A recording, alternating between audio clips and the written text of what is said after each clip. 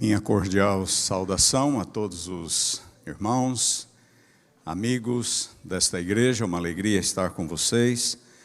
Obrigado, pastor, pelo gentil convite para lhes dirigir a palavra neste momento. E nós vamos ler, para iniciar, o Evangelho de João, capítulo 20. Convido-os a abrirem a Bíblia, o celular. João, capítulo 20.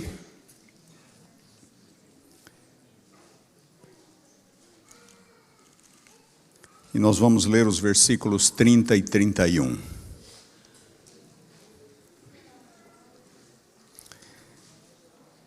João diz assim: na verdade, fez Jesus diante dos discípulos muitos outros sinais que não estão escritos neste livro. Estes, porém, foram registrados para que creiais que Jesus é o Cristo, o Filho de Deus, e para que, crendo, tenhais vida em seu nome. Inclinemos a fronte para uma breve oração. Nosso Deus, querido Pai, nós mais uma vez nos achegamos a Ti em oração, agradecidos pelo Teu grande amor, e neste momento em particular, agradecidos pela Tua Palavra. Ao abrirmos e estudarmos a Tua Palavra, rogamos a iluminação do Teu Santo e Bom Espírito, que Ele nos ajude a entendermos e, mais do que isto, a colocarmos em prática os Teus sagrados ensinamentos. Em nome de Jesus, amém. Versículo 31 que acabamos de ler diz: para que creiais que Jesus é o Cristo, o Messias, o Filho de Deus. Permita-me chamar a atenção de vocês para o verbo grego, aqui utilizado por João. O Novo Testamento foi originalmente escrito em grego. E este verbo em grego está no tempo presente, como nossa tradução em português. Mas o tempo presente grego é um pouquinho diferente do português. Ele implica numa ação contínua, numa ação em andamento. Daí que a melhor forma de entendermos o que João quis dizer aqui, talvez seja mediante a tradução, para que continueis crendo. Para que continueis crendo. Em outras palavras, João não escreveu seu evangelho, não foi tanto para que as pessoas viessem a crer, não foi tanto para produzir fé, embora o evangelho também sirva a este propósito. Mas João escreveu para cristãos, para fiéis, para que eles continuassem crendo. Para que eles continuassem crendo. E por que esta ênfase de João? E agora nós vamos fazer um pequeno tour pelo contexto histórico em que João escreveu este evangelho. Era o final do primeiro século. O Evangelho de João foi um dos últimos livros da Bíblia a ser escritos, dos últimos livros do Novo Testamento. Depois, inclusive, do Apocalipse. Talvez as cartas de João tenham sido escritas depois do Evangelho, e aí termina-se o cânon. Na época em que João escreveu seu Evangelho, a igreja estava sendo ameaçada por duas crises. E eu costumo chamá-las de uma crise externa e uma crise interna. A crise externa tinha que ver com a intolerância da parte dos judeus. O judaísmo dos dias de Jesus e dos apóstolos era um judaísmo, era uma religião pluralista.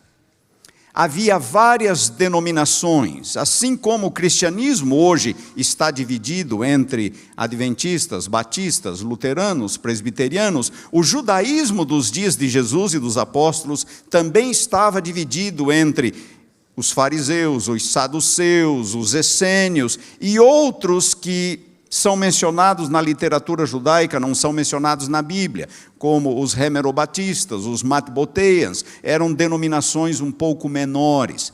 O ponto é que o judaísmo era uma religião pluralista, dividida entre várias denominações. Mas depois da destruição de Jerusalém pelos romanos no ano 70, essa diversidade acabou.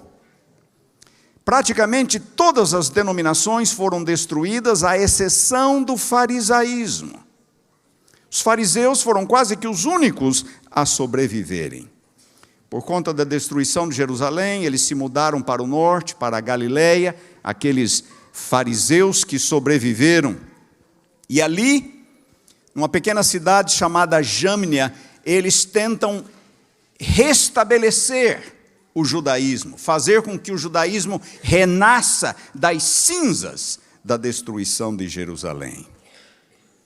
O templo estava destruído. O sinédrio não mais existia. E esse grupo de fariseus agora, eles redefinem o que é judaísmo, o que é a ortodoxia judaica. E o fazem, é claro, a partir da perspectiva dos fariseus. De tal forma que ser judeu, a partir de agora, era ser fariseu. Era viver e crer exatamente naquilo que os fariseus criam. E isto afetou também as sinagogas locais.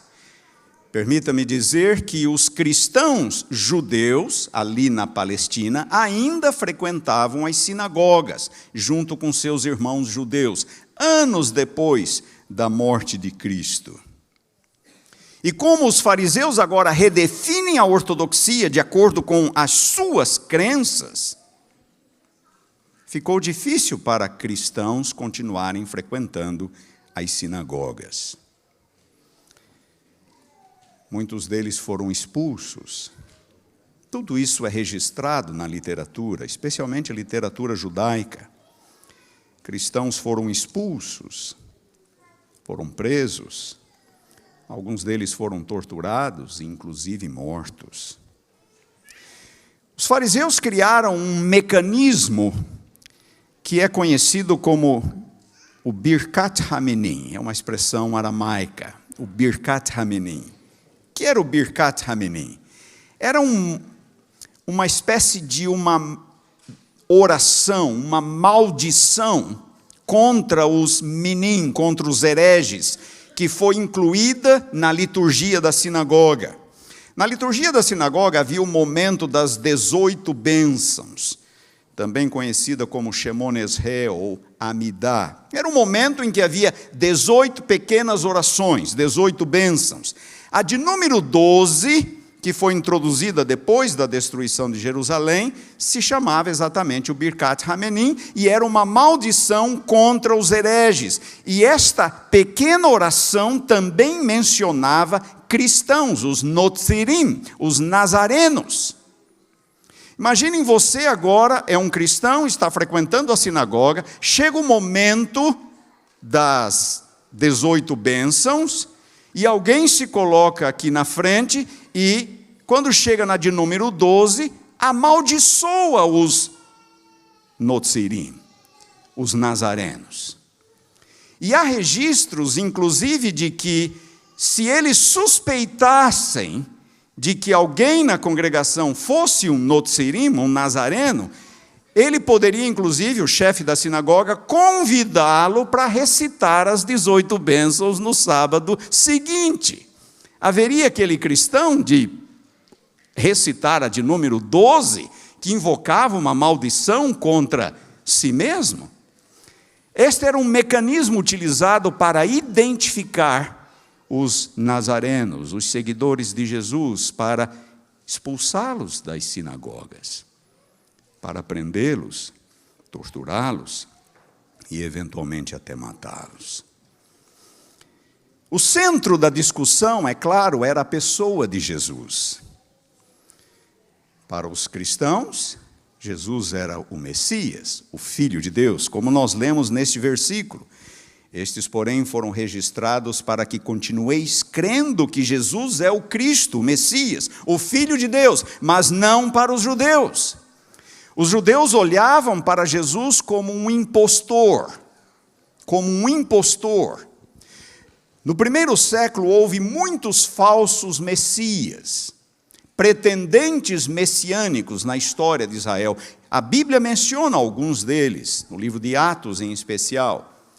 E os judeus olhavam para Jesus como mais um daqueles falsos messias ou pretendentes messiânicos.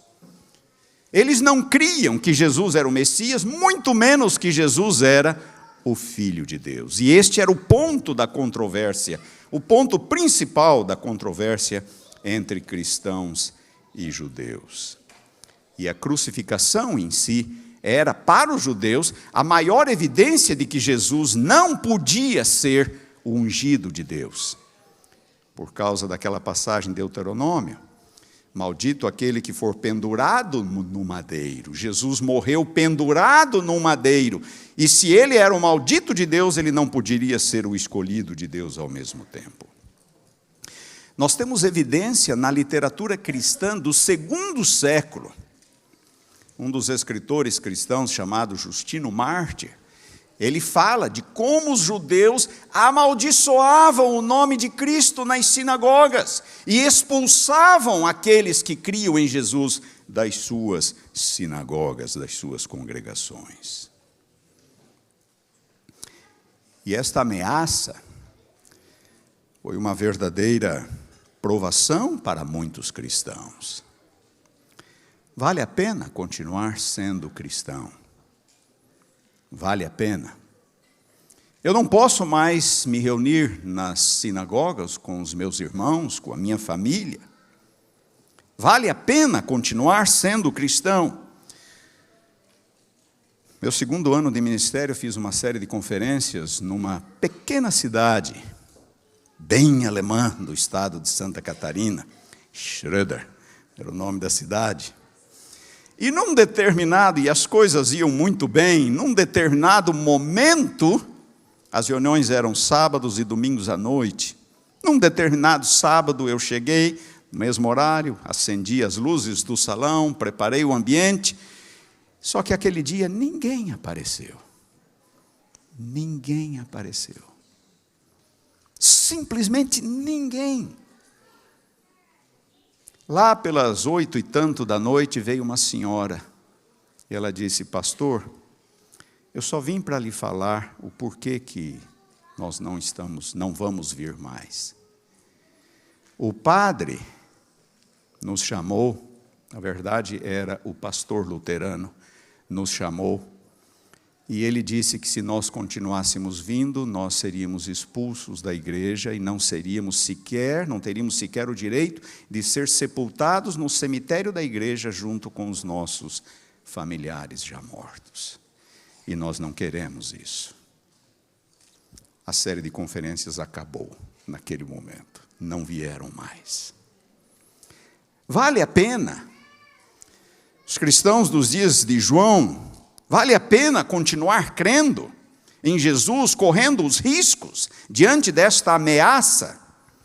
João escreveu para que eles continuassem crendo. Esta era a crise externa. Mas havia também uma crise interna.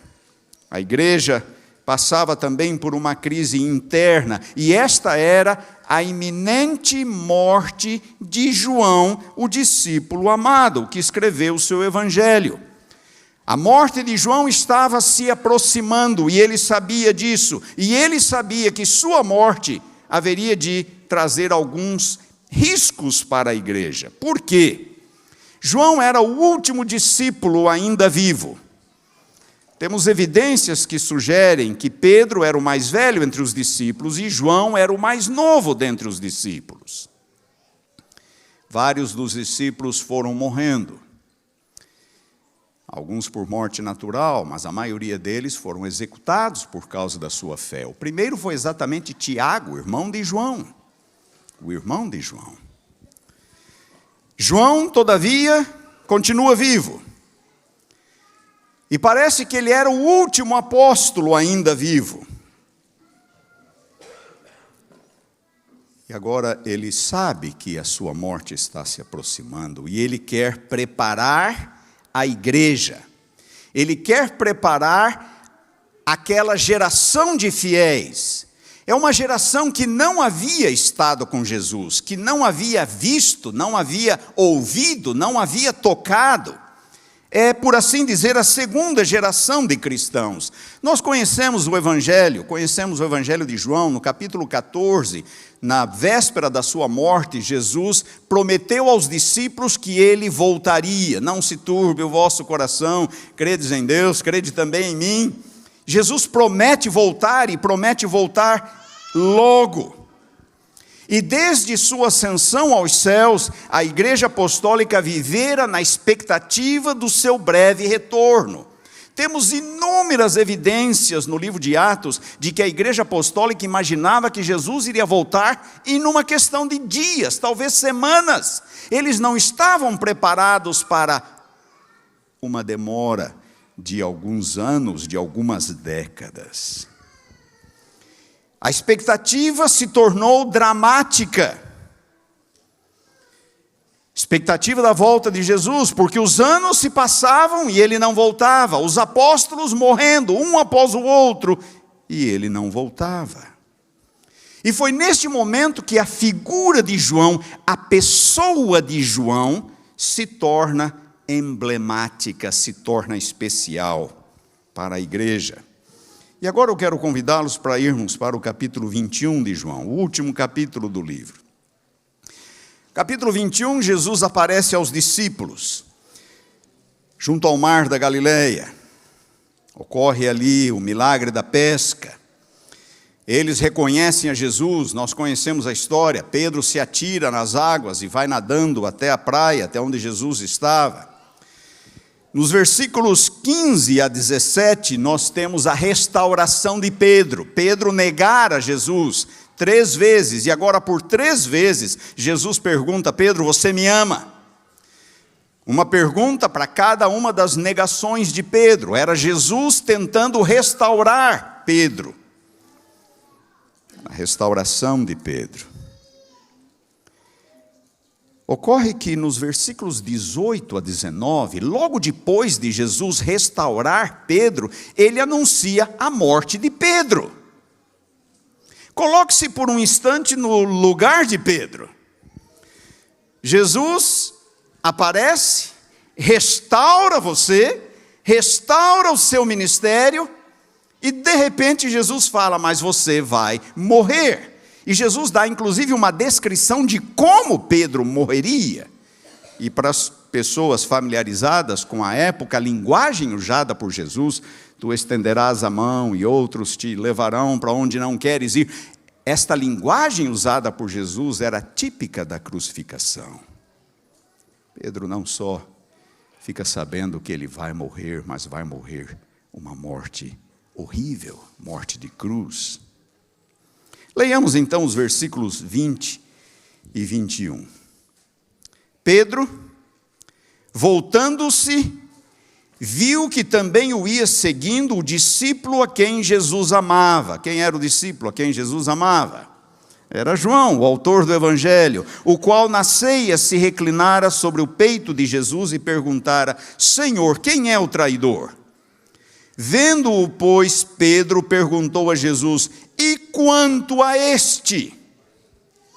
Jesus convidara Pedro para caminhar pela praia, e foi naquele momento que Jesus o restaura e anuncia a sua morte. No momento de desespero, Pedro perdeu o chão naquele momento, ele procura algum local fixo para firmar os seus olhos, quando ele percebe que não muito longe deles estava João. Jesus saíra com Pedro e João veio um pouco atrás. E naquele momento Pedro olha para João e pergunta para Jesus: e quanto a ele, o que vai ser dele? Qualquer pessoa conseguiria ver uma pitadazinha de inveja aqui na pergunta de Pedro. E quanto a ele, o que vai ser dele? Afinal de contas, João era o discípulo amado. Era assim com Jesus, aquele que estava sempre ao lado de Jesus, na ceia, se assentar ao lado direito de Jesus, Pedro estava do outro lado da mesa. Pedro sabia que João era muito próximo de Jesus. E quanto a este, só porque ele é o seu queridinho, eu vou morrer de cruz? E quanto a ele, o que vai acontecer com ele? A resposta de Jesus está no versículo 22. Respondeu-lhe Jesus: se eu quero que ele permaneça até que eu venha, que te importa, Pedro? Quanto a ti, segue-me. Resposta dura. Resposta dura. Se eu quero que ele permaneça até que eu venha, prestem atenção nesta frase. Se eu quero que ele permaneça até que eu venha, que te importa? Na sequência, nós vemos algo que aconteceu em decorrência dessa declaração de Jesus, versículo 23, primeira parte. Então se tornou corrente entre os irmãos o dito de que aquele discípulo não morreria. O discípulo amado, João. Se tornou corrente entre os irmãos por causa desta declaração de Jesus: se eu quero que ele permaneça até que eu venha, que te importa? Se tornou corrente a ideia de que João não morreria até a volta de Jesus. Bom, só havia 3 pessoas ali: Jesus, Pedro e João. Não é difícil saber quem foi que espalhou esse boato. Foi Pedro. Só pode ter sido Pedro. E se nós nos lembrarmos um pouquinho da história de João, João já havia sido preso diversas vezes. Já no capítulo 3 de Atos, é o primeiro discípulo, junto com Pedro, a ser preso. João já havia sido preso diversas vezes, já havia sido açoitado, já havia sido espancado. João já estivera exilado na ilha de Pátimos. E ele fora liberto. Quando ele escreveu o seu evangelho, foi depois de Pátimos. João fora lançado, inclusive, num caldeirão de óleo fervente e sobreviveu. E tudo isto dizia uma coisa para a igreja: este discípulo não vai morrer. Este discípulo não vai morrer. Na segunda parte do versículo 23, temos o esclarecimento que João dá, a explicação que João dá. Ele diz assim: ora, Jesus não dissera que tal discípulo não morreria. Ele apenas disse: se eu quero que ele permaneça até que eu venha, que te importa? O que João está tentando nos dizer, irmãos, é que a frase de Jesus foi meramente uma frase retórica. Jesus não estava dizendo que João não morreria. Foi apenas uma frase retórica para confrontar, naquele momento, a inveja de Pedro. Jesus não dissera que tal discípulo não morreria. Foi apenas uma pergunta retórica: se eu quero que ele permaneça até que eu venha, que te importa? Por que que João está fazendo questão de explicar esse detalhe? Por que que João está fazendo questão de deixar claro que Jesus não dissera que ele não morreria? Porque ele sabe que ele vai morrer. Lembrem-se que nesse momento em que João escreveu o Evangelho, ele já havia escrito o Apocalipse. E ele sabia, pelas visões, que o tempo, embora breve da perspectiva divina, da perspectiva humana, poderia levar algum tempo mais. Ele já sabia disso. E ele sabe que a sua morte está próxima. Ele já era bem idoso, por volta de 90 anos neste momento, se os cálculos, as estimativas estiverem corretas.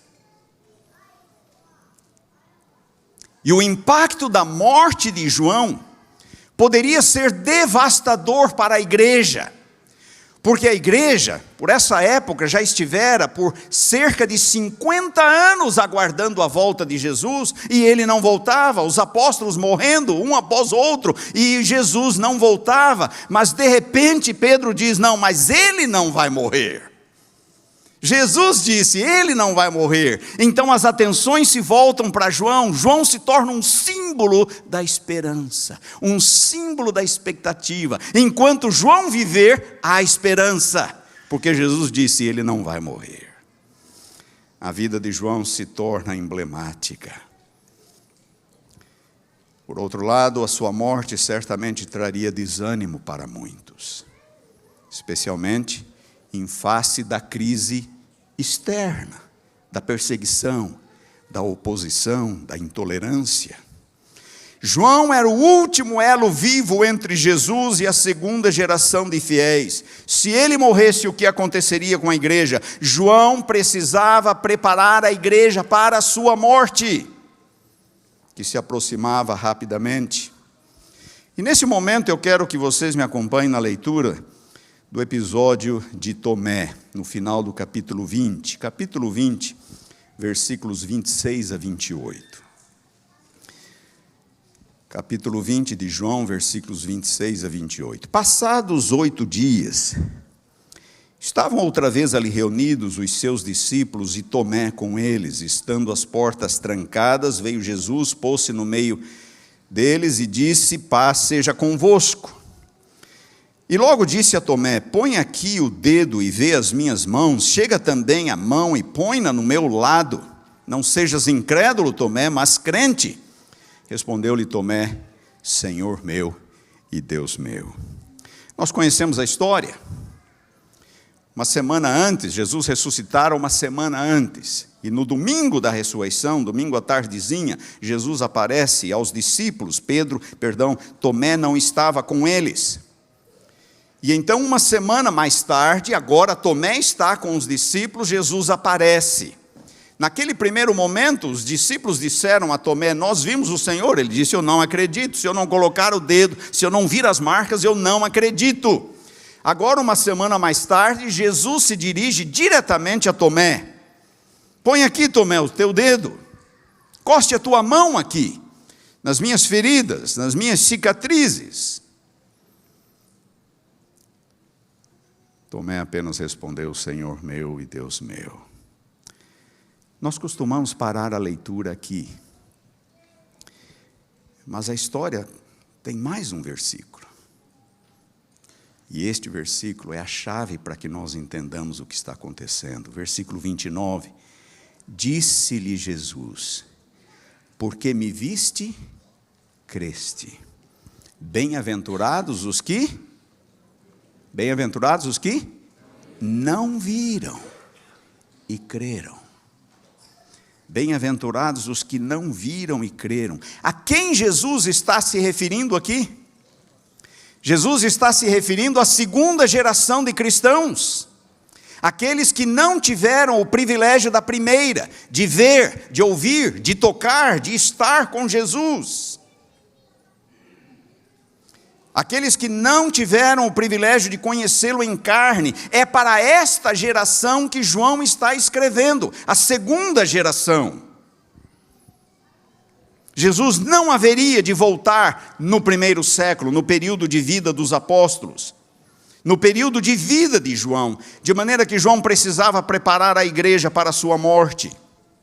Até agora, a igreja tinha baseado sua fé em parte na promessa de Jesus de voltar logo e em parte na pessoa de João, cuja vida se tornara um símbolo da esperança. Este discípulo não vai morrer.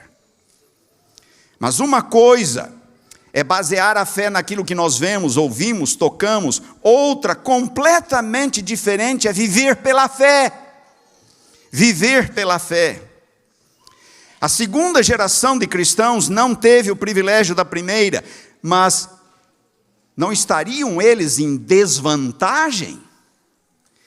Quantas vezes nós já não ouvimos: mas se eu tivesse ouvido, se eu tivesse estado lá, se eu tivesse visto Jesus, as coisas seriam mais fáceis, seria mais fácil crer.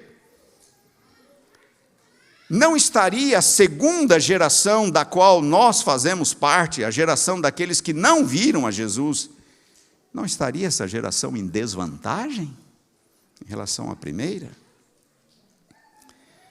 Sabe, irmãos, não, eles não estão em desvantagem. Nós não estamos em desvantagem. Porque me viste, creste, disse Jesus a Tomé. Bem-aventurados os que não viram e creram. Bem-aventurados os que não viram e creram. há uma bênção para a segunda geração. A geração daqueles que não viram e creram. Para vocês, para mim, há uma bênção reservada. Bem-aventurados os que não viram e creram. E o que é que vem na sequência? Vem exatamente os 2 versículos que nós lemos no início.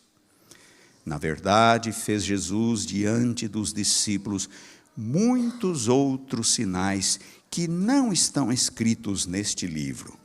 Estes, porém, foram registrados para quê? Para que creiais, para que continueis crendo que Jesus é o Cristo, o Filho de Deus, e para que crendo tenhais vida em seu nome. Qual é a bênção reservada à segunda geração, a geração daqueles que não viram, não ouviram, não tocaram? Porque ainda é possível ser cristão, mesmo sem ter visto, tocado, porque a palavra é tão poderosa quanto a presença de Jesus. Estes, porém, foram escritos para que creiais. Para que creiais. Para a segunda geração de cristãos, a palavra substitui a presença de Jesus. A palavra substitui o toque de Jesus. A palavra escrita é tão poderosa quanto a presença física de Jesus. É isso que João está querendo dizer. Não há necessariamente uma desvantagem para a segunda geração, porque a palavra é tão poderosa quanto a presença de Jesus. Os milagres de Jesus, nos 3 primeiros evangelhos, Mateus, Marcos e Lucas, deem uma olhada nos milagres de Jesus ali. Quase todos os milagres em Mateus, Marcos e Lucas são operados pelo poder do toque de Jesus, quase todos. Jesus toca o leproso e ele imediatamente se torna limpo. Jesus toca a sogra de Pedro e ela é curada de sua febre. Jesus toma a filha de Jairo pela mão e a traz de volta à vida. Jesus toca os olhos do cego e eles se abrem. Pedro está afundando nas águas. Jesus o toma pela mão e o conduz de volta ao barco. Jesus toca os ouvidos e a língua do surdo e ele pôde ouvir e falar pela primeira vez na vida. Jesus toca o menino com espírito imundo e o espírito o deixa. A mulher com fluxo de sangue toca nas vestes de Jesus e é curada. A lista poderia continuar. Quase todos os milagres de Jesus em Mateus, Marcos e Lucas são operados pelo poder do toque. O que é necessário para que o milagre ocorra? A presença de Jesus. Se os milagres são ocorridos pelo toque, a presença de Jesus é necessária para que o milagre ocorra. Mas em João, temos uma figura diferente. Em João, Jesus realiza seus milagres pelo poder da sua palavra, não pelo poder do toque. Na festa em Caná, enchei as talhas de água. Agora tirai a água e levai ao mestre-sala. Ao filho do oficial, ao oficial cujo filho já estava morto, no capítulo 4 de João, Jesus diz, vai, teu filho vive. Ao paralítico de Betesda, levanta-te, toma o teu leito e anda. Ao cego de Jerusalém, vai, lava-te no tanque de Siloé. Sim, é verdade que no caso do cego, Jesus tocou. Jesus cuspiu no chão, fez barro e aplicou nos olhos do cego, mas não foi ali o momento do milagre. O milagre ocorreu quando, em resposta à frase de Jesus, ele foi e se lavou no tanque de Siloé. Diante da sepultura de Lázaro, Lázaro vem para fora. E no capítulo 21, o milagre da pesca, lançai a rede à direita do barco e encontrareis peixe. Os milagres de Jesus em João são realizados pela palavra, pelo poder da palavra de Jesus. O que João está querendo dizer é que a palavra de Jesus é tão poderosa quanto o seu toque. A palavra é tão poderosa quanto a presença. Será que não seria por isso que João começa o seu evangelho destacando: no princípio era a palavra estava com Deus, a palavra era Deus, ela estava no princípio com Deus. Todas as coisas foram feitas por intermédio dela e sem ela, nada do que foi feito se fez. João apresenta Jesus como a palavra de Deus logo no início do seu evangelho. A palavra criadora de Deus. Todas as coisas foram feitas por intermédio dela e sem ela, nada do que foi feito se fez. Os milagres de Jesus realizados no Evangelho de João, quase todos são ações contrárias à natureza. Nós temos dois tipos de milagres registrados nos Evangelhos: milagres de cura e as chamadas ações contrárias à natureza. Transformar água em vinho, multiplicar pães, curar um cego de nascença, fazer com que um paralítico passe a andar depois de 38 anos, ressuscitar alguém depois de 4 dias, pelo poder da palavra. Os milagres de Jesus em João requerem poder criador. Vocês estão me entendendo? Os milagres de Jesus em João requerem poder criador. E logo de início João fala: todas as coisas foram feitas por intermédio dele, a palavra, o Logos. E sem ele nada do que foi feito se fez. Querido, João tem uma agenda ao relatar o que ele relata no seu Evangelho. Ele quer mostrar como que Jesus é a palavra e como esta palavra, agora escrita, é tão poderosa quanto a presença de Jesus. Para a segunda geração de cristãos, fé é produzido pela palavra. Fé não é mais produzida por milagres. Fé não é mais produzida pela presença física de Jesus, mas pela palavra. E nós fazemos parte dessa geração. Nós somos a segunda geração, a geração daqueles que não conheceram Jesus em carne. A primeira geração, como eu já disse, teve um elevado privilégio: ver, ouvir, tocar. Mas nós não estamos necessariamente em nenhuma desvantagem em relação a eles, porque a palavra é tão poderosa quanto a presença. Ela pode produzir o mesmo nível de fé. Portanto, queridos, mesmo que Jesus demore da perspectiva humana para voltar, nossa fé não precisa ser menor, porque a palavra é tão poderosa quanto a presença. Esses sinais, aquilo que foi relatado, foram registrados para que continueis crendo. Que Jesus é o Cristo, Filho de Deus, e para que crendo tenhais vida em seu nome. Por que eu estou falando isto? Bem, nós vivemos hoje uma situação semelhante à que os crentes enfrentaram no final do primeiro século. Eles tinham que manter a sua fé num mundo não cristão, judaísmo, paganismo, num mundo hostil à fé. Nós temos que manter a fé num mundo pós-cristão, um mundo pós-moderno.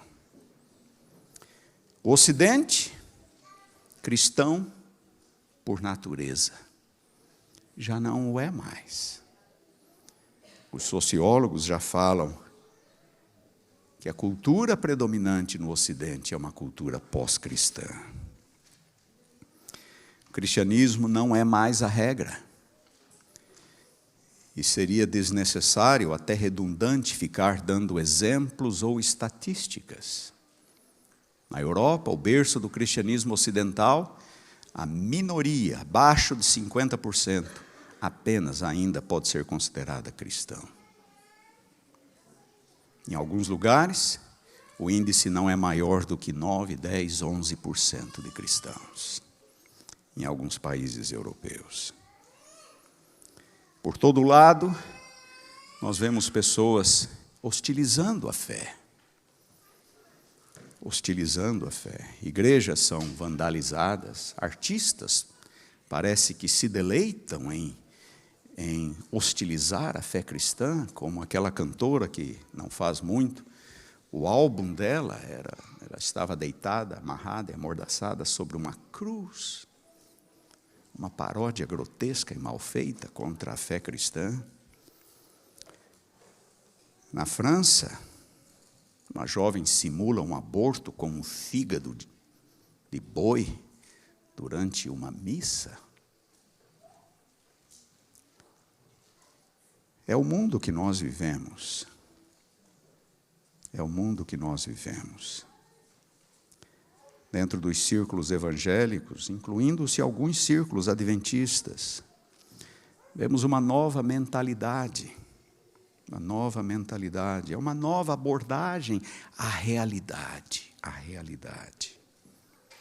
E uma nova abordagem à fé. Alguns talvez já tenham ouvido falar o termo, a expressão cristianismo progressista. Cristianismo progressista nada mais é do que um cristianismo com roupagem pós-moderna. Roupagem pós-moderna.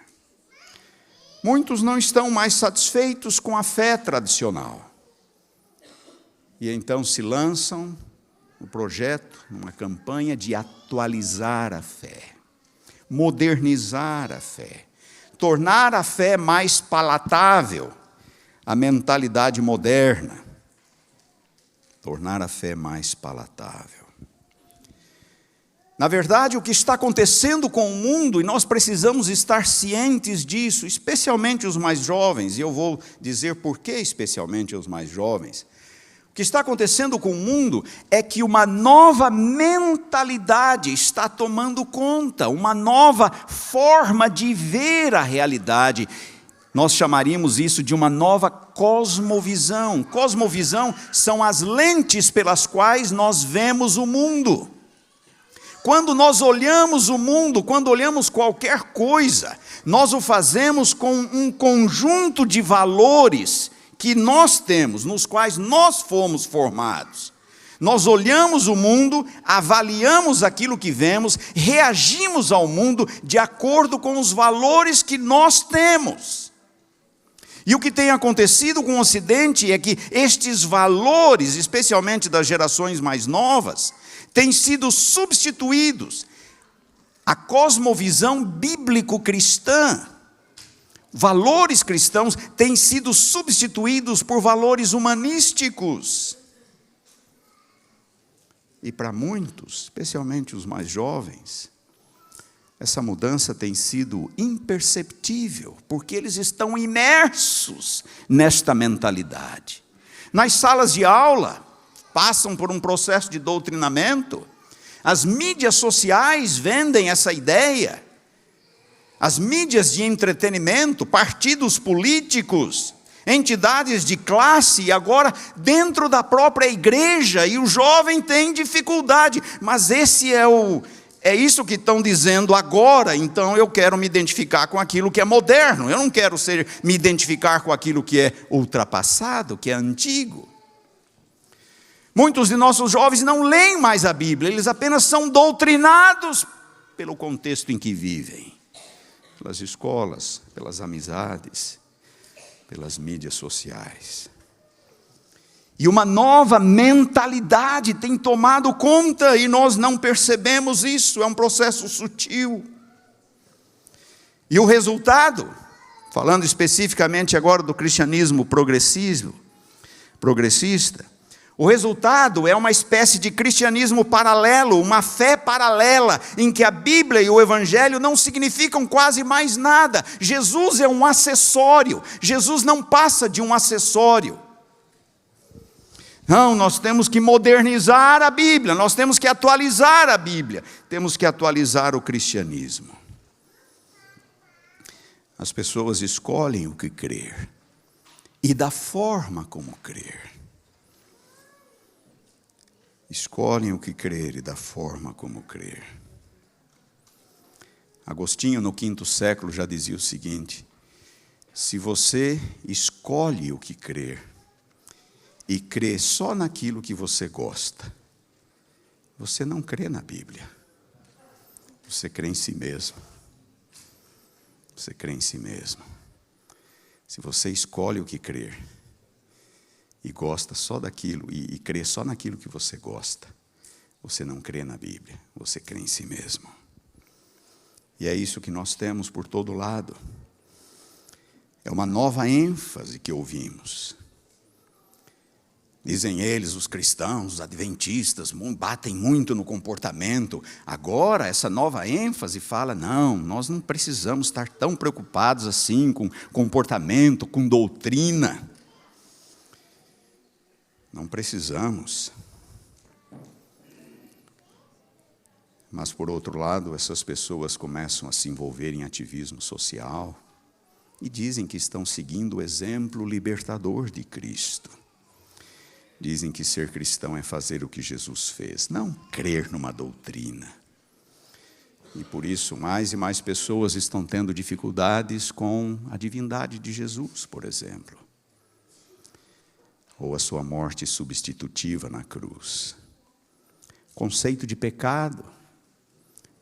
A palavra pecado se tornou rançosa no mundo em que vivemos. Pecado se tornou uma palavra rançosa. Então eles redefinem, não, pecado é degradar o planeta, pecado é ser intolerante, pecado é não se levantar contra a justiça social. Pecado é medido apenas de uma perspectiva horizontal, não mais da perspectiva vertical, uma violação da vontade de Deus. Este cristianismo atualizado tem uma visão muito superficial do sacrifício de Cristo. Eles enfatizam o amor de Deus. Não há dúvida, o amor é a essência de Deus. Deus é amor. Mas eles enfatizam o amor de Deus a tal ponto que não há espaço para absolutamente mais nada. E acabam colocando uma espécie de um amor permissivo, Uma vez me deparei com uma situação muito difícil. Um pai e um filho homossexual me procura, fala, pastor, me ajuda a enfrentar esta situação. E eu falei alguma coisa do que a Bíblia ensina sobre o assunto, mas aí ele falou, mas e o amor de Deus, pastor? E o amor de Deus? E o amor? Querem ver o amor de Cristo? Nem eu também te condeno. Agora,